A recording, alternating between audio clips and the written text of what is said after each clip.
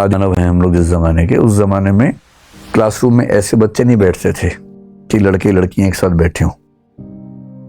तो मैं जिस स्कूल से पढ़ा हूं वहां जब मैं 8वीं क्लास में आया, वहां तक तो केवल वो लड़कों का स्कूल था।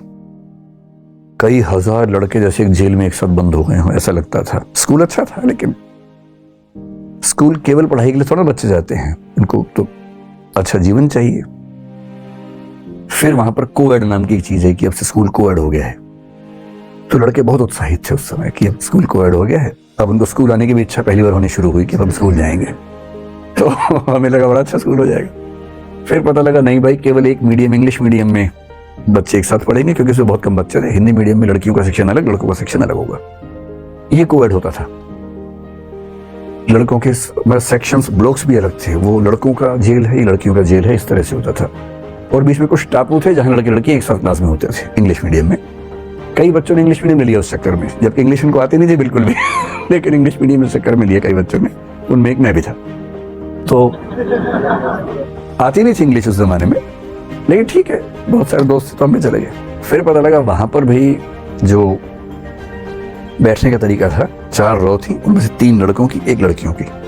बीच में हाईवे था बहुत बड़ा। लड़कों वाले में आपस में कम गैप था, लड़की लड़की के बीच में इतना गैप था, लगा तालिबान जैसा भाव आता था वहां पर, कितना गैप। अब सोचिए, पहली बार किसी छोटे शहर, छोटे कस्बे में कोएड स्कूल शुरू होगा तो ऐसे ही होगा, सीधी सी बात है, कैसे होगा। सब लड़के ताक में की बात हो जाए किसी से, सब तो बात नहीं कर पाएंगे। कोई एक आध बात कर लेगा, बात भी क्या कर लेगा, पेन मांग लेगा, कॉपी मांग लेगा, और क्या यही तो होता है। पेन से ही बात शुरू होती है, पेन और नोट से, और कहां से बात शुरू होती। और जिस दिन किसी लड़के ने पेन मांग लिया, बाकी लड़के उसको बधाई देते थे यार क्या बात है, पेन मांग लिया तुमने तो गजब। और पेन मांगने में ही लोग मान लेते थे कि अब शादी होने वाली है इन लोगों की। कई लोग बच्चों के नाम भी सोचने लगते थे। हमें बहुत साल बाद समझ में आया कि अगर कोई लड़की किसी लड़के से पेन मांग ले तो इसका मतलब सिर्फ यह है कि लड़के ने लड़के से पेन मांगा है, बस। हमें कई साल लग गए समझने में। पहले हमें लगा सगाई तो पक्की है ही, कम से कम शादी, अफेयर तो है ही पता नहीं क्या क्या। कई साल बाद समझ में आया कि नहीं, सिर्फ पेन मांगा है, और पेन मांगने का मतलब सिर्फ पेन मांगा है।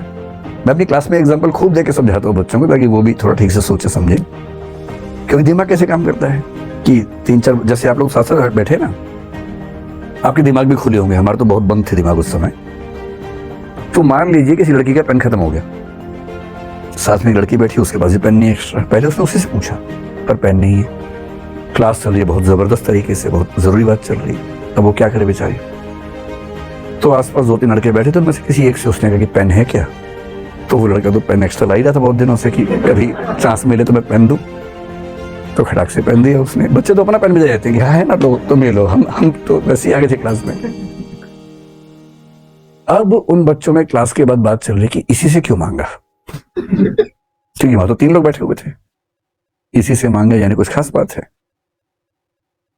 और पूरा शास्त्रार्थ चल रहा है, क्योंकि इसके पास एक कार है और बाकी दोनों बेकार हैं।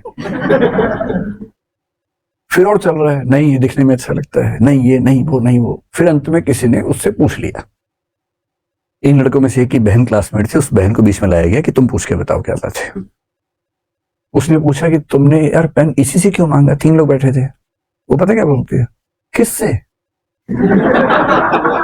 कौन था। आप कह रहे कि ये 3 लोग थे, तुमने इनमें से इसी से पेन क्यों मांगा।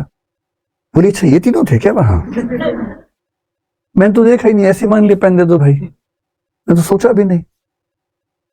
और तब उन महाराज को पता लगता है कि वो चुने नहीं गए हैं, वो बाई चांस बैठे थे तो उनसे पेन मांग लिया गया है। तो आपकी उम्र में थोड़ा ज्यादा होता है कि इनपुट को बहुत बढ़ा बढ़ा के देखने की आदत हम लोगों को होती है।